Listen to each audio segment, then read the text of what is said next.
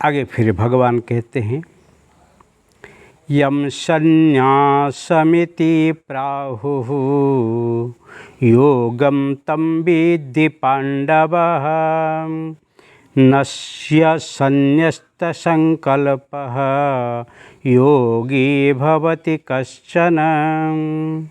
यम संन्यासमिति प्राहुः योगम तं विद्धि पांडव न हि असन्न्यस्तसंकल्पः योगी भवति कश्चन। बहुत सुंदर बात। इसीलिए पांडव, हे अर्जुन, हे पंडुपुत्र, जिसको संन्यास ऐसा कहते हैं उसी को तू योग जान, क्योंकि संकल्प न त्यागने वाला कोई भी पुरुष योगी नहीं होता है। यहाँ पर संन्यास और योग के ऊपर बहुत सुंदर बात करते हैं। भगवान पहले 3 अध्याय में कर्म योग जो है उसमें कहते हैं, लोकेस्मिन् द्विविधा निष्ठा पुरा पुक्ता मया नघ ज्ञान योगेन सांख्यानां कर्म योगेन योगिनां।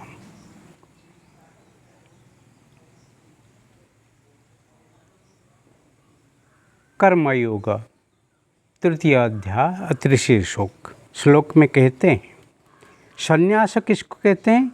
हे अर्जुन, जिसको संन्यास ऐसा कहते हैं, मतलब ज्ञान योगेन सांख्यान,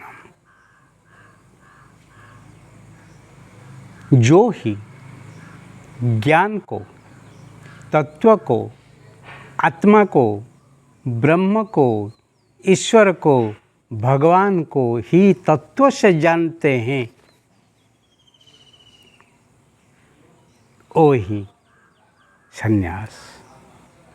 और उसी को तू योग जान, कर्म योगेन योगिना। सबको जानते, अहम ब्रह्म, अहम ब्रह्मास्मि, ऐसे अनुभूति करने के बाद भी कर्म को त्याग नहीं करते हैं। कर्म योगेन योगिनाम, कर्म योग करते हुए ही जीवन जीते हैं, मतलब जो जीवन में दूसरा के लिए उपयोगी बनते हैं। क्योंकि 2 ही रास्ता है,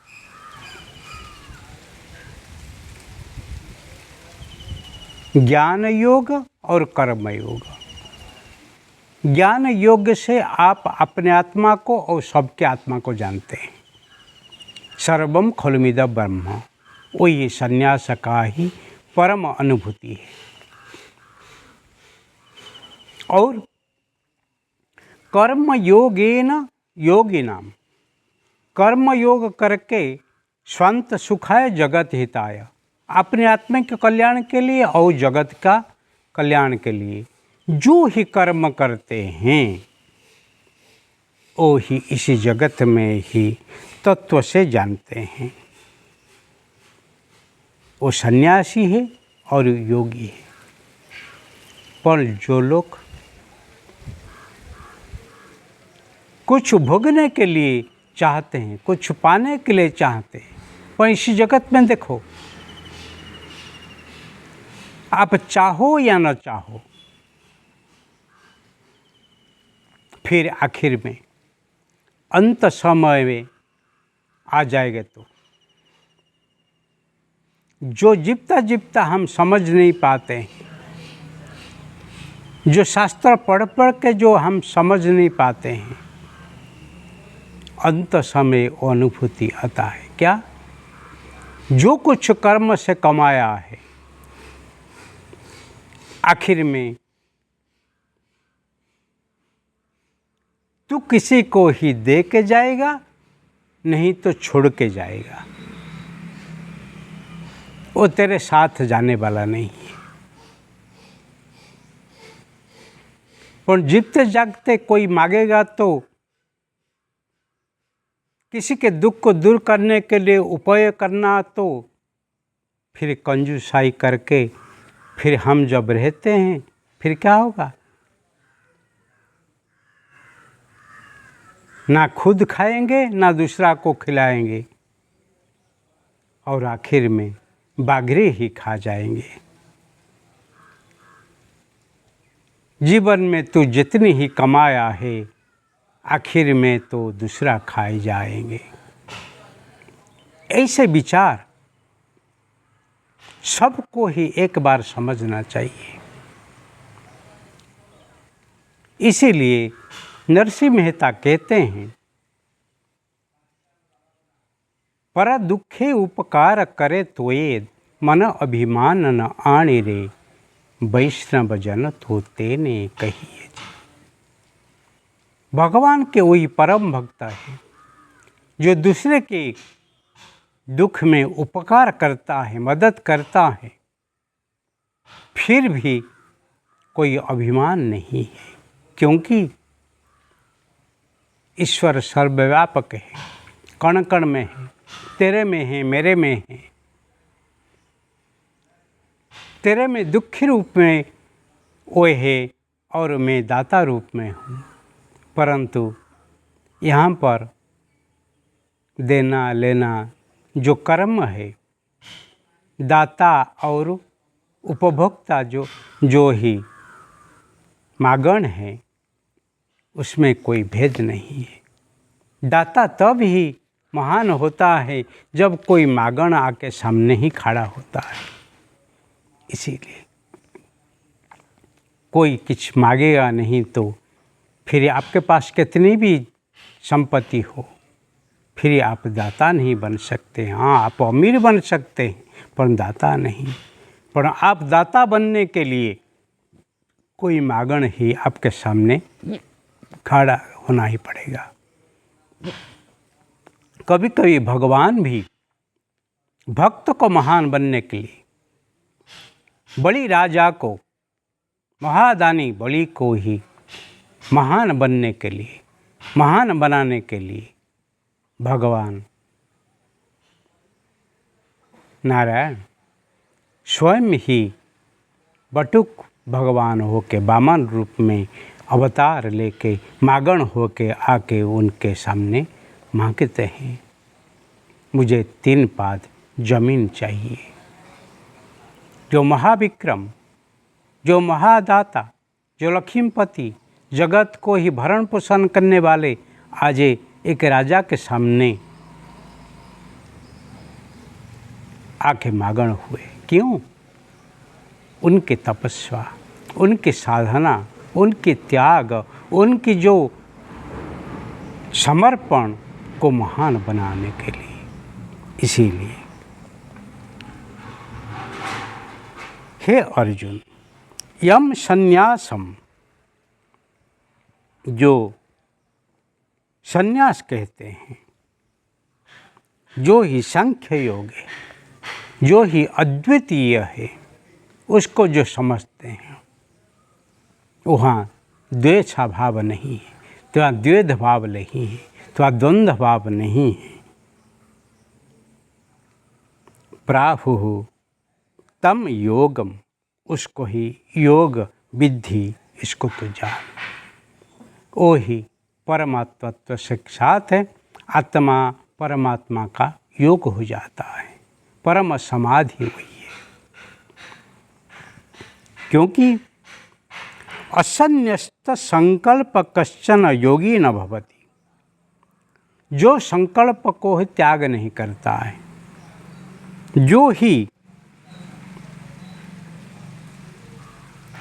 अपने जो स्वार्थ विचार को, स्वार्थ आचरण को, कर्म फल भोगने की वृत्ति को त्याग नहीं कर पाता है, कितनी भी सात्विक हो, कितनी उच्च कर्म कुल में जन्म हो क्यों नहीं हो, फिर भी वो ही संन्यास योगी नहीं बन सकता है।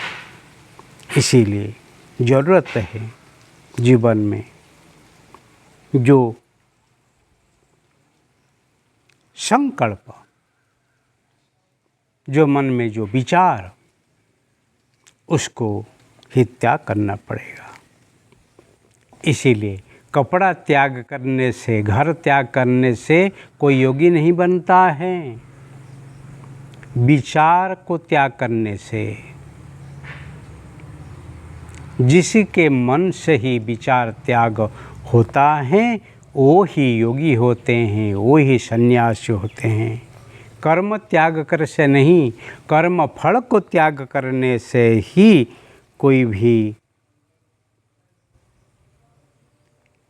योगी बनता है। वही तृतीय अध्याय के 6ठ श्लोक में कहा गया है, कर्मेन्द्रियाणि संयमी यास्ते मनसा स्मरम् इंद्रियार्थान विमूढ़ात्मा मिथ्याचार शौच्यते।